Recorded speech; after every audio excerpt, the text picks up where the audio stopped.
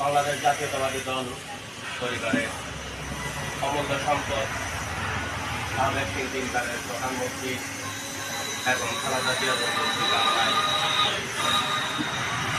শাহজাহানপুর কক্সবাজার জেলার আগত সকল সদস্যদের জানাই শুভেচ্ছা অভিনন্দন।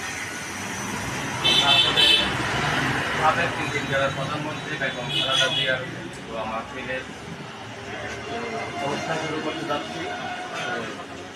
আমি সকল দেশবাসীর কাছে অনুরোধ করব যেন সবাই বেগম জিয়ার জন্য একটু দোয়া করবেন, কারণ ওনাকে অনেক প্রায় 10 মাস মতো কারান নির্যাতন করা হয়েছিল এবং অনেক নির্যাতন করা হয়েছিল, অনেক কারান নির্যাতিত হয়েছে।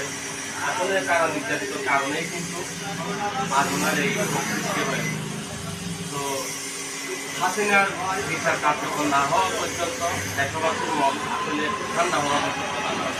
তারপরে আমরা দেশবাসীর কাছে অনুরোধ করব সবাই মন থেকে দোয়া করবে।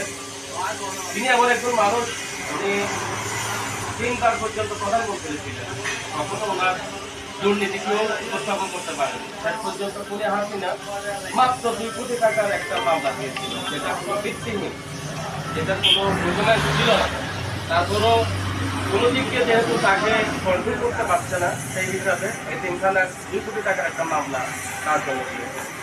তো যাই হোক, আমি সকলের কাছে অনুরোধ করবো যেন ওনার জন্য সবাই মন থেকে দোয়া করবেন। এই বলে আমি আমার বক্তব্য শেষ করছি। সবাইকে জানাচ্ছিলাম।